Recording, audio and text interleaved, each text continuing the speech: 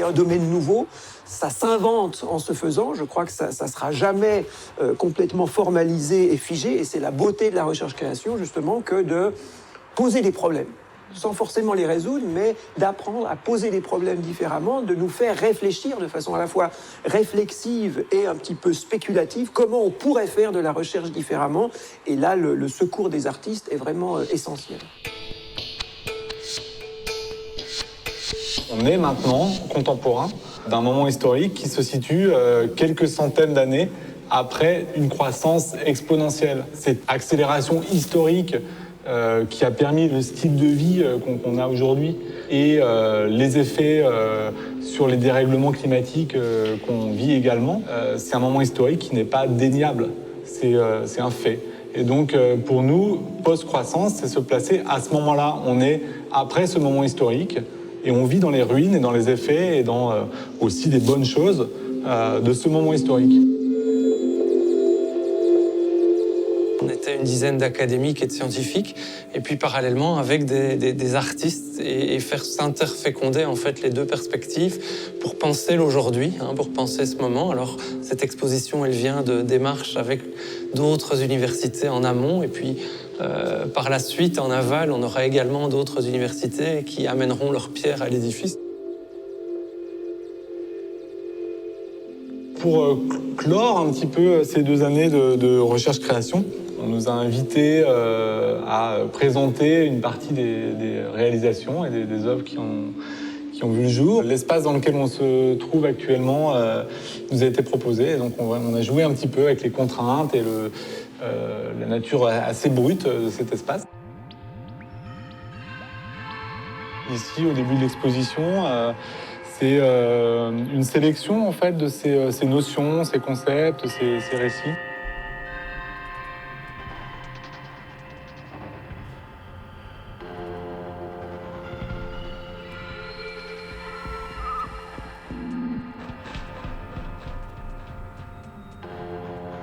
Cette collection de récits et de concepts a aussi donné lieu à des capsules vidéo. Donc ce qu'on peut voir ici, c'est une trentaine en fait de capsules vidéo qui chacune se concentre en fait sur une notion. Ecosystem services. Lacking energy. Kind of kinships to change our structures. So the seventh generation principle is just that. On considère chacune de ces notions justement comme des notions outils voilà, qui aident à faire glisser un petit peu nos perspectives ou multiplier, nuancer nos perspectives pour faire sens en fait de notre condition contemporaine. Ce qu'on peut voir là en fait, c'est une transposition ou une matérialisation de la notion d'esclave énergétique. La notion d'esclave énergétique, c'est une manière de traduire l'immensité de l'appétit énergétique de nos styles de vie contemporains avec cette unité qui est celle de la capacité de travail physique d'un humain sur une journée, par exemple.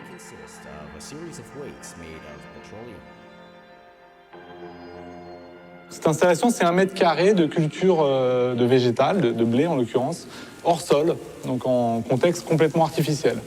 Et du coup, par ce truchement-là, on est obligé en fait de lui fournir un soleil de substitution, du vent de substitution, des nutriments, de l'eau, du chauffage, etc. Et ça permet en fait de mettre en lumière, de rendre hyper visible tous les flux d'énergie et de matière dont dépend ce simple mètre carré de végétal pour sa survie.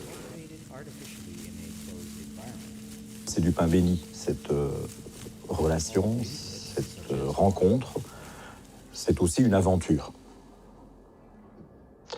Une aventure parce qu'on ne sait pas où on va. Ça a été dit, redit. Qu'est-ce que la recherche-création ? C'est certainement un programme, mais on n'en connaît pas nécessairement l'aboutissement. Parfois même au début, on ne connaît pas l'objectif. C'est une rencontre. C'est un pari pédagogique de savoir ce qui peut en sortir. Coming from Monica's idea that these specific fungi be in symbiosis with roots and somehow clean soil, for me as an artist, it was very interesting to think that we can learn from the so to say, socialization of plants? Or how do they go in symbiosis between them? Arbuscular mycorrhizal fungi that are capable to help to the agriculture to decrease the consumption of chemical products and to have a better life for the soil and as well for us.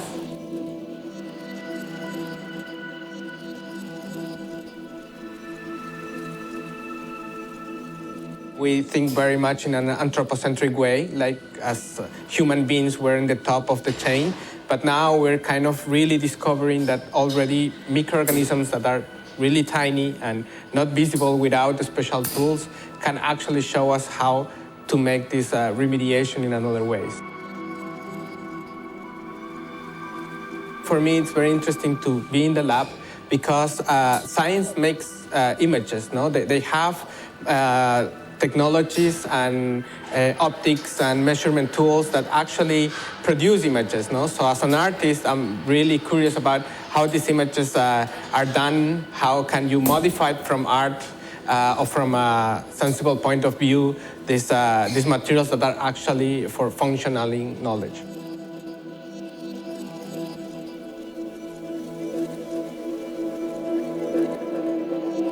We can also think about art as revealing processes that are normally hidden from the naked eye.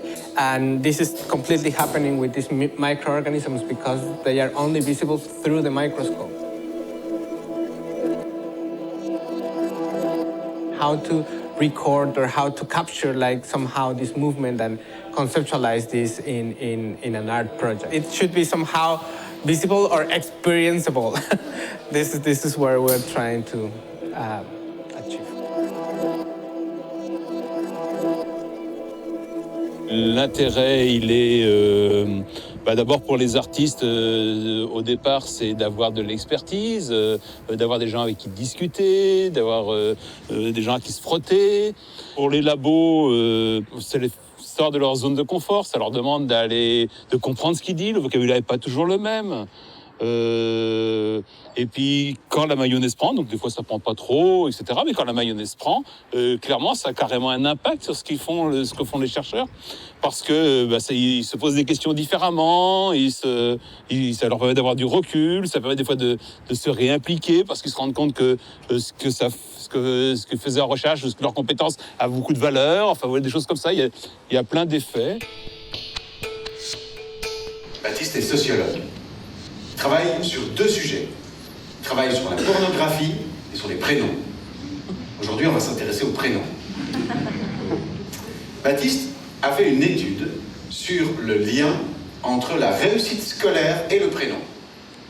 Et comme il est français, il a pris comme indice de réussite les mentions très bien au baccalauréat.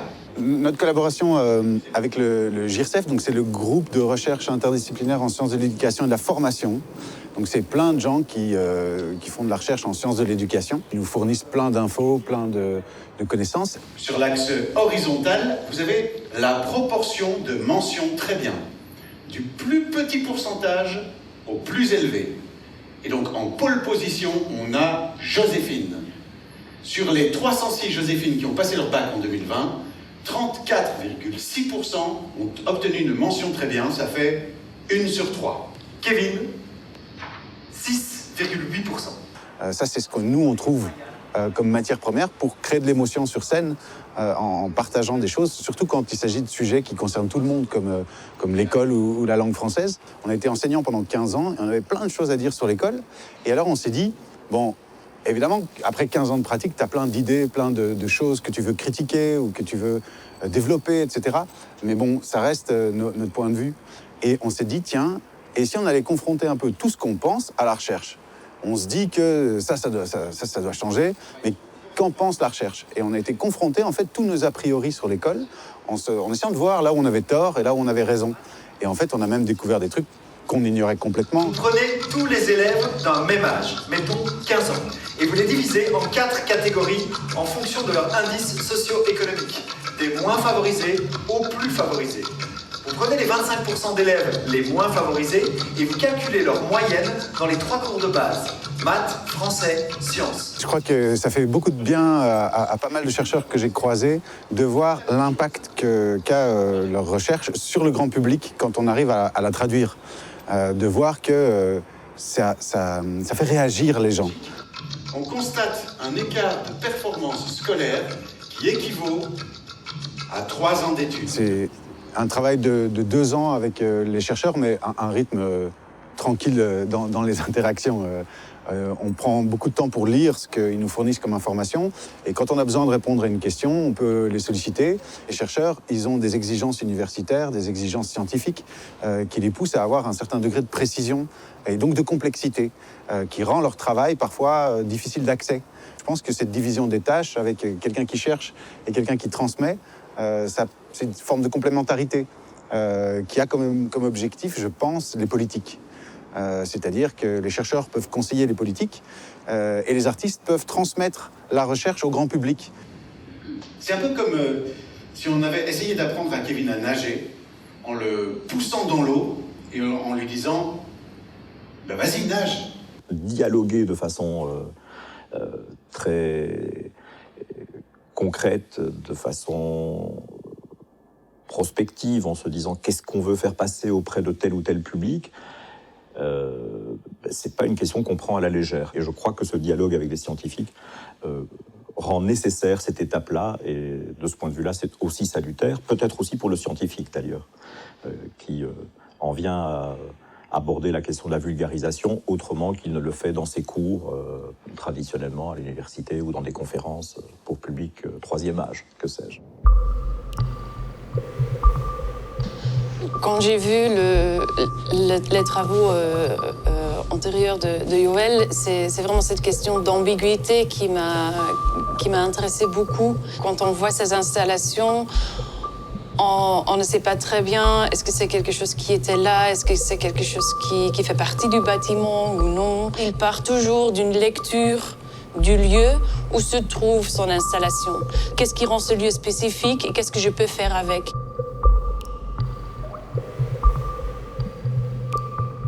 Un de mes enjeux que je ne transmets pas forcément par écrit ou publiquement aux visiteurs, c'est de clairement rendre sensibles les gens à l'espace, enfin prendre conscience de l'espace et espérer à qu'ils puissent repenser autrement l'architecture en tant que quelque chose de beaucoup plus poreux, plus fluide, plus flexible, que ça soit l'origine d'un processus de réflexion, de critique.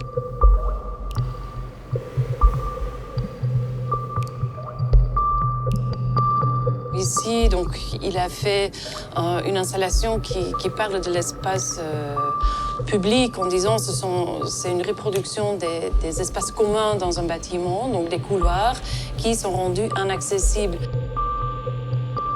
Cette ambiguïté sur est-ce que c'est accessible ou non, est-ce que je peux entrer ou non, qu'est-ce que c'est, il joue avec les matériaux, avec la lumière, et donc toutes ces ambiguïtés, en fait, moi, je les trouve hyper enrichissantes. La réflexion, ça commence avec des questions et on ne donne pas des réponses.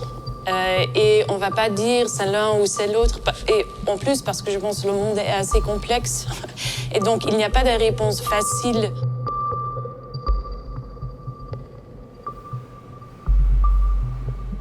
On a des chercheurs qui sont scientifiques ou qui travaillent dans les humanités, qui ont des modes de production d'articles, de savoir, etc., qui gagnent beaucoup à travailler avec des artistes.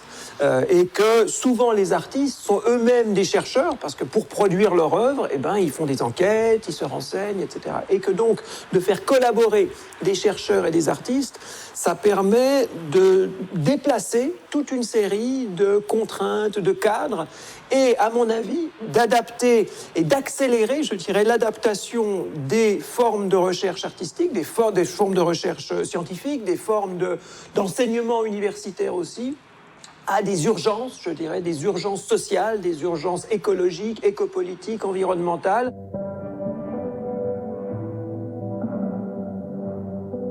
C'est des peintures qui ne doivent pas être contrôlées dans un milieu, mais qui vont s'adapter à l'architecture, selon comment elle est constituée, l'isolation, la météo, créer des œuvres avec lesquelles on vive.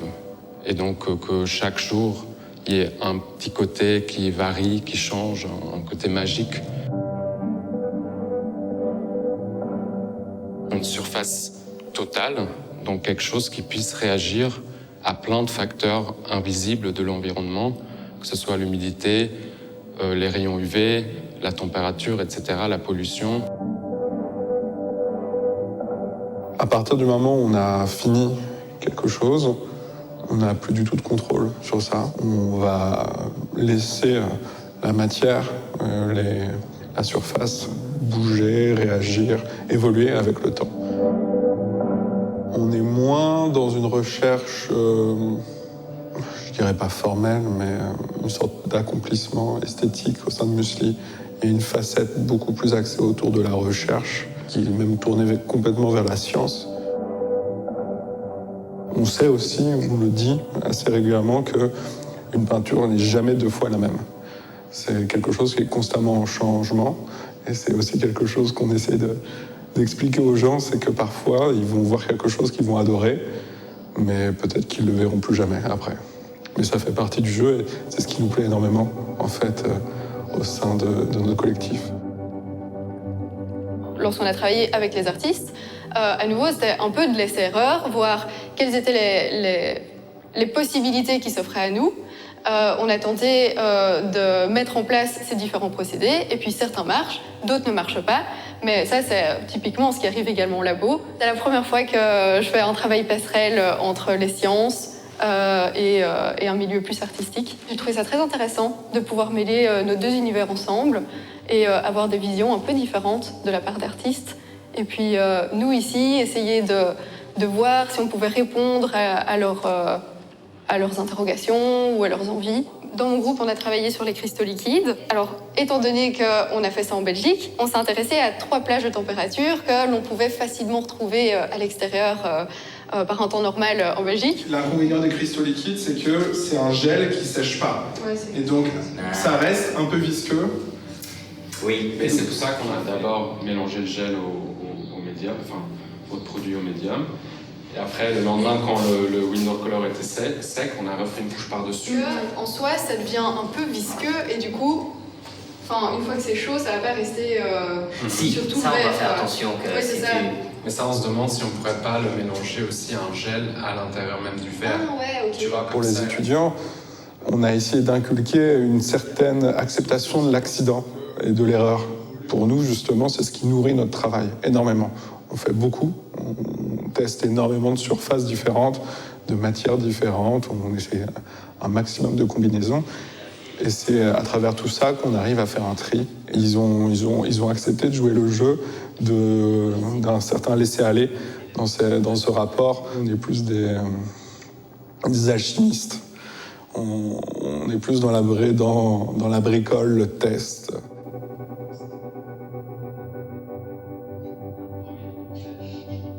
Comment les sciences, finalement, peuvent s'appliquer dans une toute autre optique et dans une toute autre vision, je dirais. Et je crois que ça a été très bien perçu par les étudiantes et les étudiants, ils étaient tous hyper motivés. Ils se sont quand même rendus compte que c'est pas aussi simple, que la vie n'est pas juste bêtement, on prend la molécule, on le met sur une peinture. Et donc c'est tout un autre aspect qu'ils ont découvert et en même temps, ils ont été confrontés avec cet aspect création. On a les sciences, mais on peut aller au-delà. On n'a pas toujours obligé d'aller développer les sciences dans le cadre d'une fabrication d'un nouveau iPhone, pour le dire comme ça, ou d'un nouveau médicament, mais qu'on peut aussi utiliser les sciences dans tout ce qui est vie quotidienne ou vie artistique.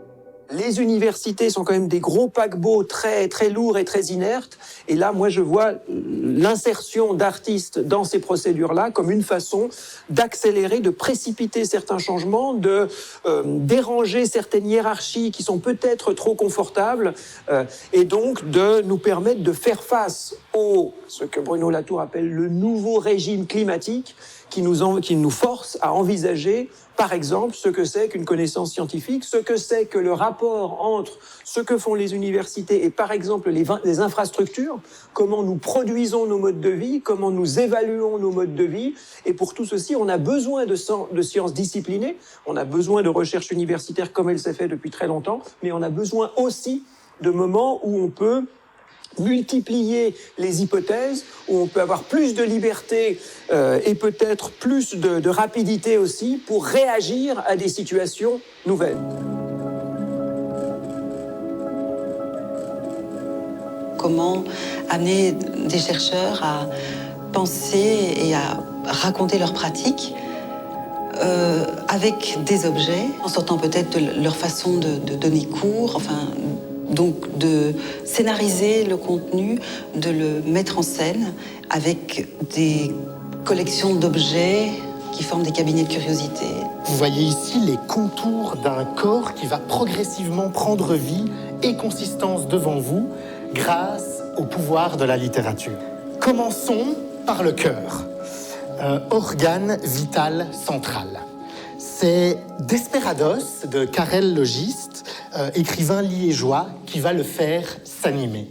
Barre au cœur du carré, un grand garçon trop décolleté me jette un long regard, me montre d'un mouvement de tête la porte du fond, s'avance vers elle, la pousse.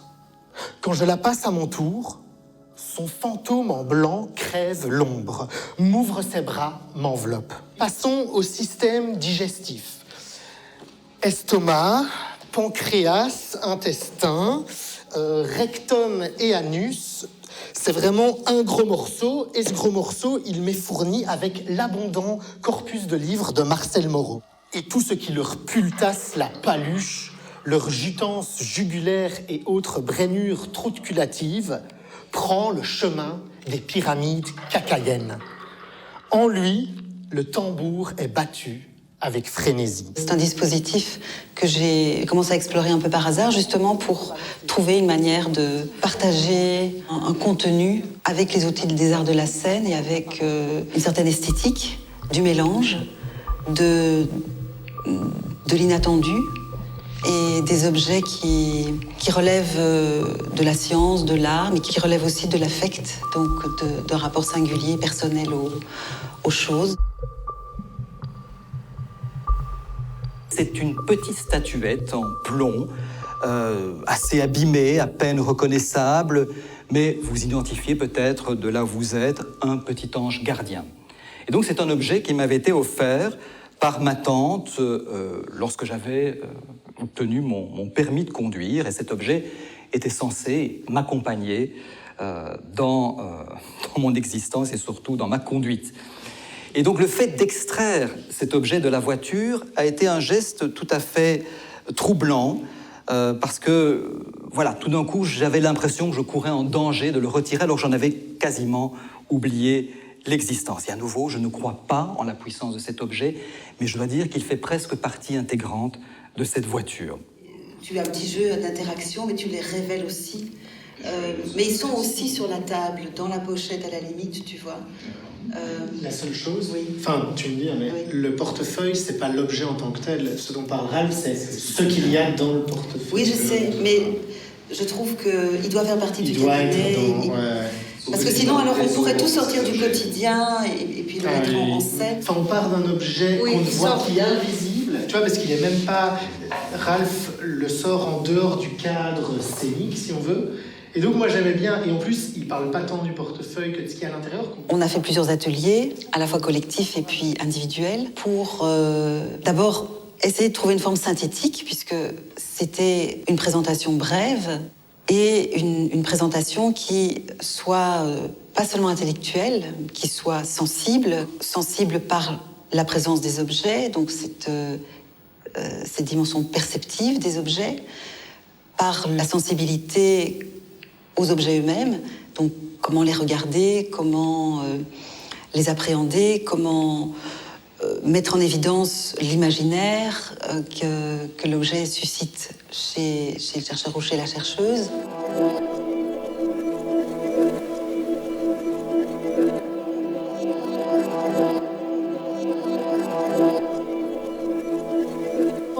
je m'appelle Jean-Pierre Richard, je suis né en 1922 et je suis mort en 2019.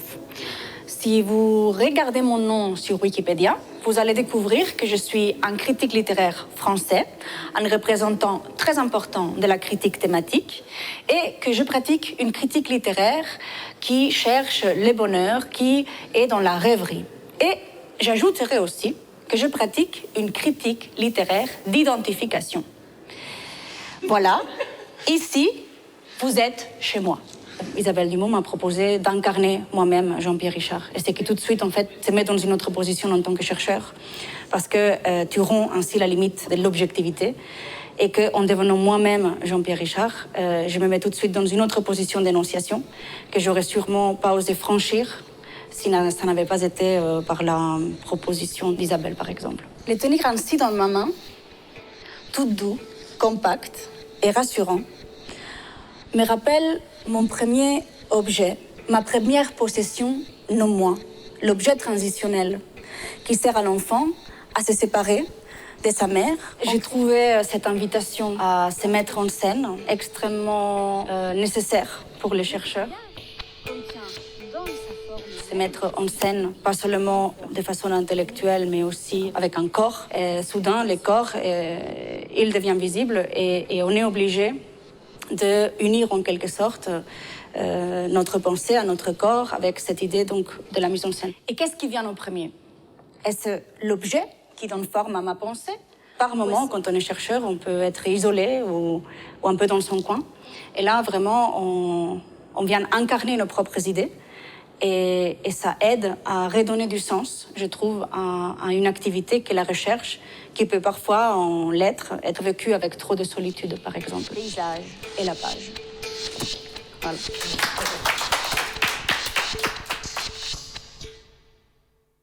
En général, quand on pense au Mexique, on pense à ceci.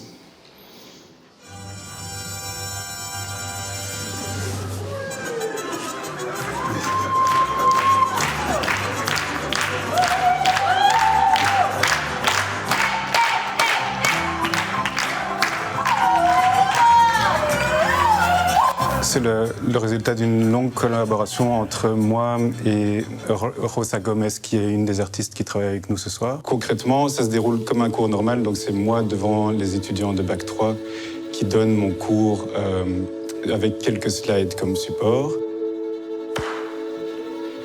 Et en plus, on a donc Rosa Gomez qui vient comme danseuse et qui vient illustrer différentes choses. Et donc on se partage, je dirais, l'attention des étudiants.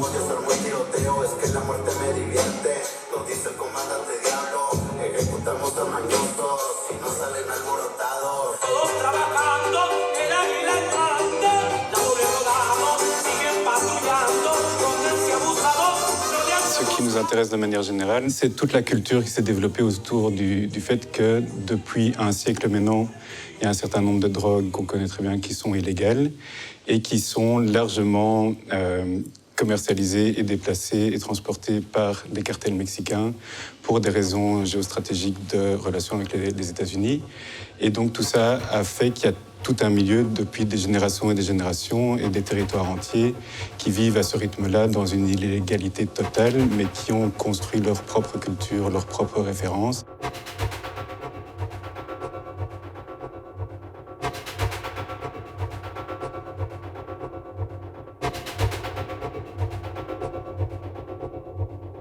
On explore les piliers religieux marginalisés.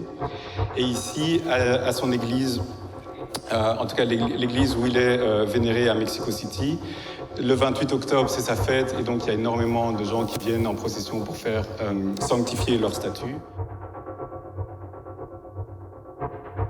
On explore la musique et le rôle de la musique pour disséminer et servir de média à cette culture, la place des femmes dans cette culture, et aussi on termine par des conséquences sur le marketing, sur la consommation, puisque c'est un cours de marketing.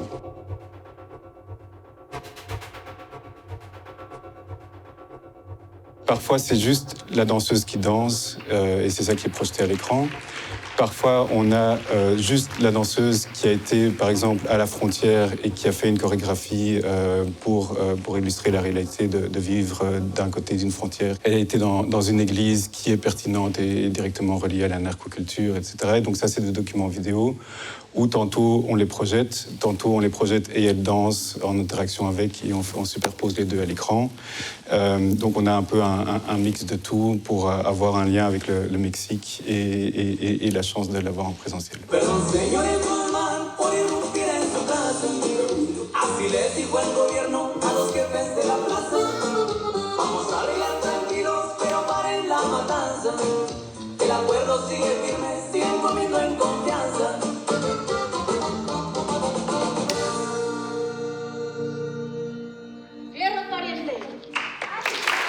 On parle de recherche-création, le label recherche-création, en fait, il est relativement nouveau, peut-être 3 décennies. On peut dire que ça a commencé avec les réformes ou les bouleversements, les révolutions universitaires de 68, justement avec l'université Paris 8 et Vincennes, qui a fait venir des artistes, mais aussi des ouvriers, mais aussi des gens qui n'avaient pas de baccalauréat dans l'université en se disant que ça devenait, voilà, que c'était un atelier pour produire d'autres formes de connaissances. Ensuite, il y a eu au Canada, au Québec, dès la fin des années 90 ou 90, une formalisation de la recherche-création, puis ça arrive maintenant en Europe depuis une vingtaine d'années, mais on pourrait se dire que quelqu'un comme Léonard de Vinci, qui était à la fois un peintre, à la fois un ingénieur, à la fois ce qu'on appellerait aujourd'hui un scientifique. Donc en fait, ça continue une recherche et des efforts qui traversent différents domaines. Ces domaines se sont séparés essentiellement au 19e et 20e siècle, comme si c'était très différent de faire de la techné au sens de technique, ingénieur, de la techné au sens d'art, artiste, ou des savoirs de l'épistémé au sens scientifique, alors qu'à la fois c'était lié avant ces séparations de domaines et ça a toujours été lié dans les pratiques concrètes. Les scientifiques inventent, ils doivent spéculer, ils doivent imaginer des choses possibles. Donc en fait la recherche-création permet de réunifier et surtout de faire dialoguer, parce que les séparations elles existent quand même, mais de réintégrer un dialogue, à mon avis nécessaire, entre ces choses qui étaient une seule chose, qui se sont spécifiées et peut-être qui se sont beaucoup trop isolées et que maintenant on fait résonner ensemble au sens de la raison et de la résonance.